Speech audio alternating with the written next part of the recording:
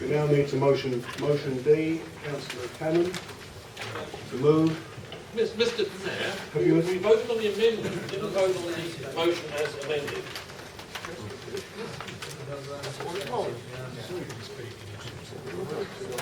The member who moved the motion accepted the amendment, therefore we made that a substantive motion, therefore we voted on the substantive motive. I'm sure Councillor Bain will explain it to you.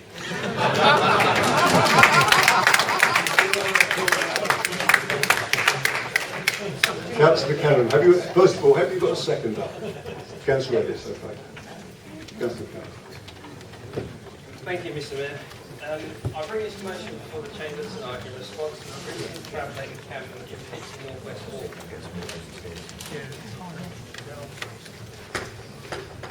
During the summer holidays in August, I received numerous calls from residents living around Rushdie Field, close to Burt Mills Road. I was informed of a travelling encampment that was a cause of concern for local residents. Residents complained about severe intimidation, being kept awake at night due to racing and loud music.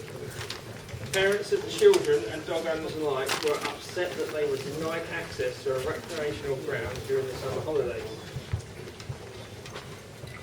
Of greater concern, fires were lit which resulted in trees catching alight, all whilst cars were positioned to block the fire service from extinguishing the flames. These were legitimate concerns. Council will be aware that a nomadic way of life is not against the law. From time to time, groups of people come to Essex and temporarily camp on local authority land. The Code for Unauthorised Encampments is a policy for the management of unauthorised camping.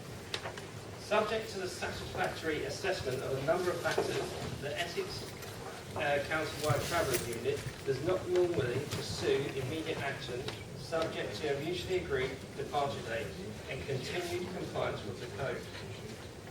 The recent Pittston North West encampment, for which I received complaints from residents, broke the published code in no less than 10 out of 12 of the articles of the code. A decision was then taken by the Essex County-wide Traveller Unit for the police to serve a Section 61 notice on the encampment. Once served, it is an offence for a trespasser to re-enter a site within 3 months of the notice being served. Sadly, in the case of Pittston North West, the decision was made to inform the encampment that there was the intention to serve a Section 61 notice on the encampment.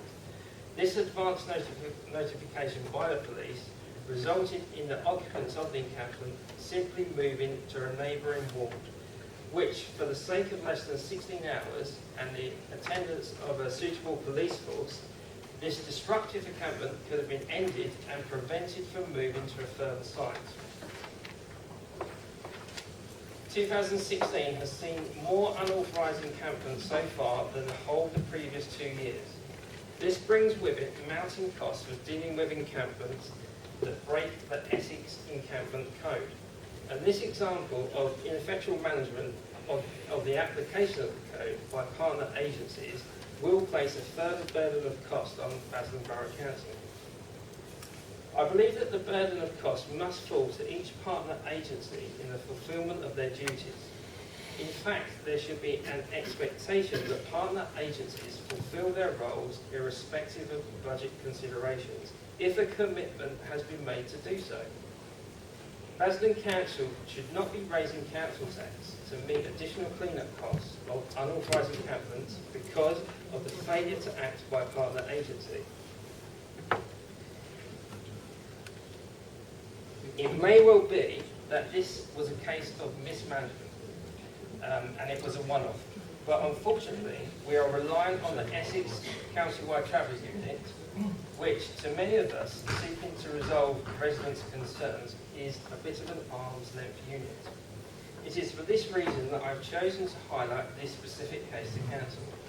We must send a message to our partners that if the code has been broken, we expect them to seek to use their full powers to prevent distress to our residents and mounting costs. Budget or manpower pressures within our partner services should not bear on decisions that then result in Basildon Borough Council to reveal. I ask you to support my motion in reaffirming the expectations that Basildon Borough Council has of its partners. Thank you. Councillor Ellis. Thank you, Mayor. The Council, on the 15th of December 2005, Councillor Blake moved a motion stating that Council calls upon the Government to strengthen the Council's powers to remove illegal encampments from public land and asked the Leader and the Chief Executive to write to the Secretary of State for Communities and Local Government outlining Basildon's ongoing difficulties with illegal encampments and calls for the law to be strengthened to resolve the persistent and flagrant abuse of process and enable practical means to recover costs. It would be useful to learn if a letter did go off and what response came back. Debate at that time also touched on the Harlow solution, particularly in light of the fact that Harlow, working in conjunction with Essex County Council, sought and was granted a landmark district-wide injunction against unauthorised traveller encampments. The time limit of 18 months on the injunction was set by a judge. The injunction banned 35 named persons from setting up unauthorised encampments in any land in Harlow.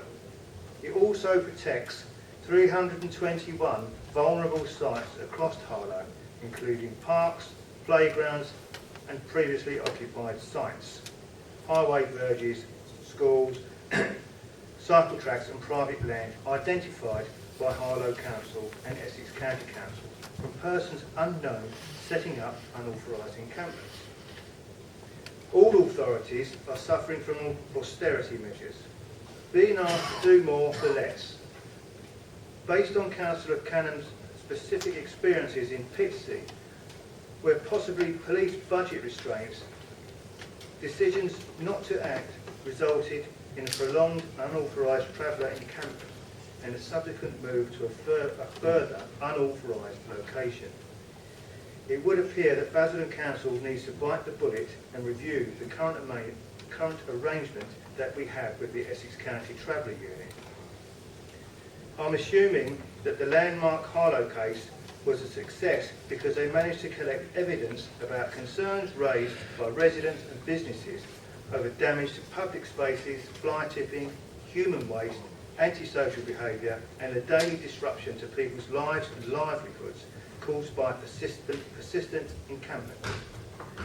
Do we even know if the Essex County Traveller Unit is collating any information? Are we keeping a record of clean-up and other costs? Because if the government fails to change enforcement powers, this council should be investigating other options to do their job as effectively as they should. Thank you, Mayor. Thank you, Councillor Ellis. Councillor Mrs Clancy. Thank you, Mr Mayor. I too, like Councillor Canham, are a councillor for Pitsea North West. I had residents also contact me on this, so I emailed the Crime Commissioner and the Chief Inspector of Basildon Police Station.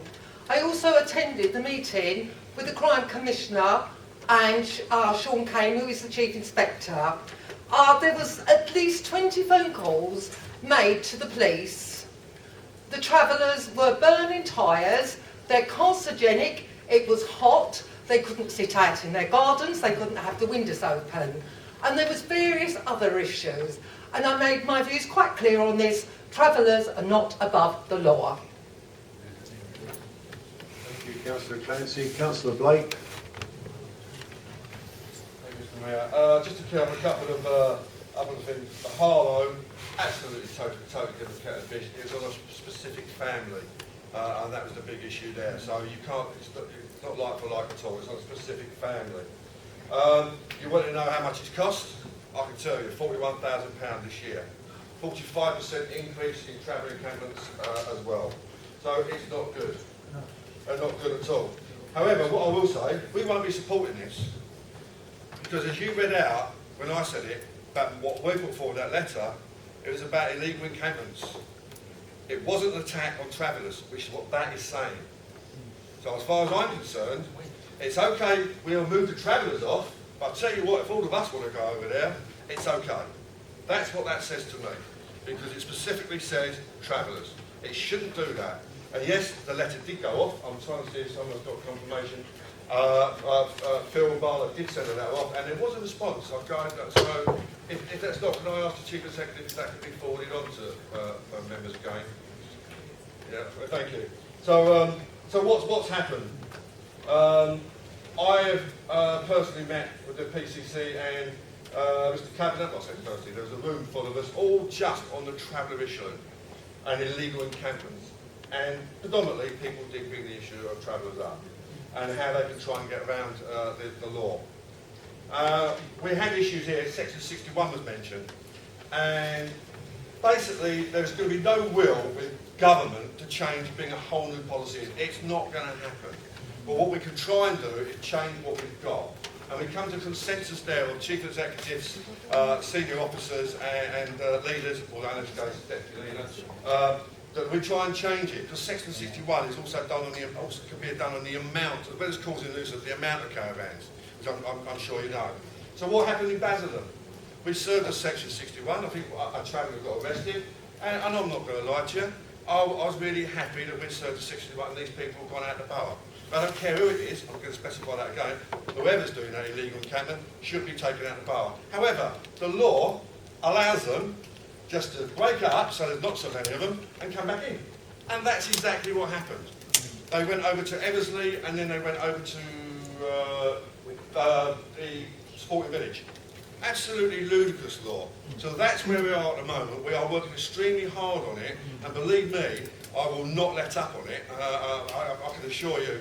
But we need, and we are collectively, as councils, actually working towards changing Section 61, because they've got more chance of trying to succeed and put a whole policy through, especially with Brexit and everything else happening. We've got more of a chance to actually achieve that. But again, I honestly can't support, and I've got to abstain on it. I know what you're trying to say, I know the point you're trying to make, but we are working hard. It's a little bit weak as well, which I thought it might be a little bit stronger, especially as Councillor Hodge and Kerry and myself, stupidly probably some will say, standing in front of travellers, but there you go. But we've got to try and get away from it specifically being travellers. It's illegal encampments.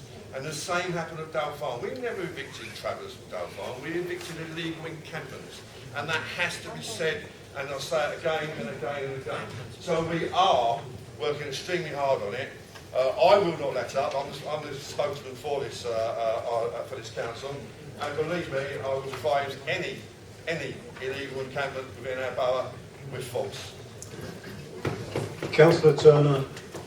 Yeah, just very quickly, a motion like this just does make us look, or can make us look like racists and bigots in the eyes of a lawyer that's on the opposite side. That's why we're not going to be supporting this. It's a bit unfortunate because had a question been put to us, we could have told you everything we're doing on this. I've met with, I think his title is Chief Superintendent Paul Wells on these very issues, but we don't need to debate this subject necessarily in open forum. It's much better if we talk about the issues of illegal or enforcement on infringements. We have policies, we know what those policies are, we're good at working them through. It'd be nice if the law was changed. That's not going to happen anytime soon.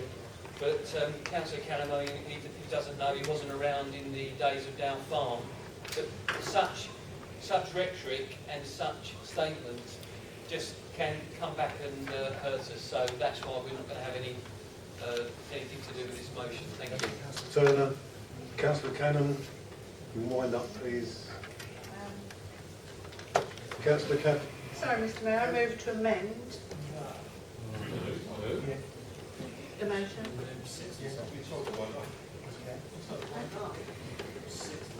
Okay, the motion remains as is, with the removal of the word traveller, which appears twice in the motion.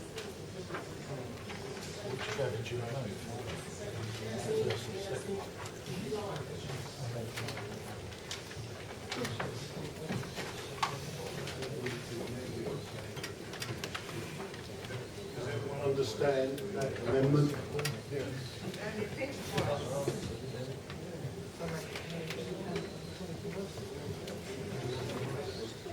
Has everyone got the amendment?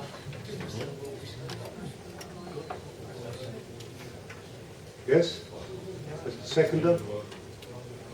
Councillor Ward?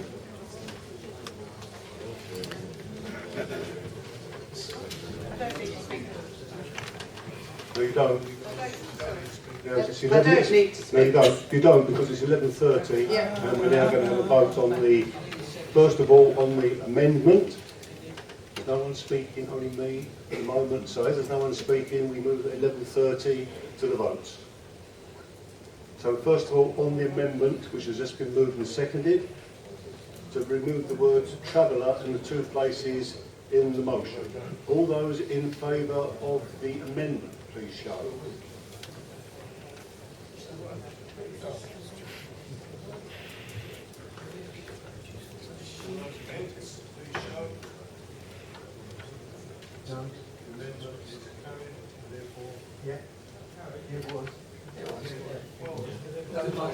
Abstentions. I assume everybody else abstained as that was. I was against. Put your hands up then. Couldn't hear. Is carried.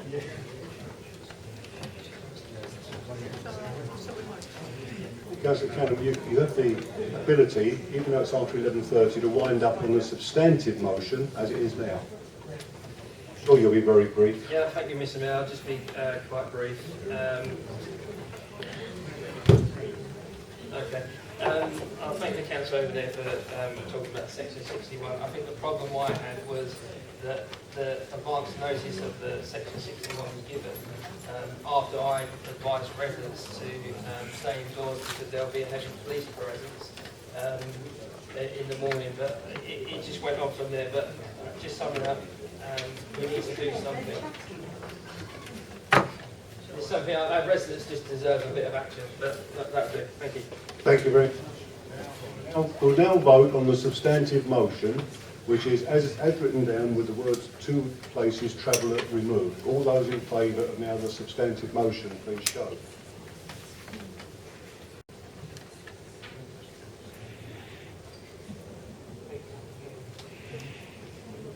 All those against, please show.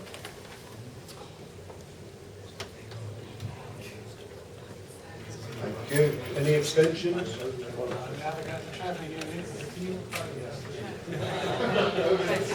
The motion is defeated. Thank you very much for your attendance.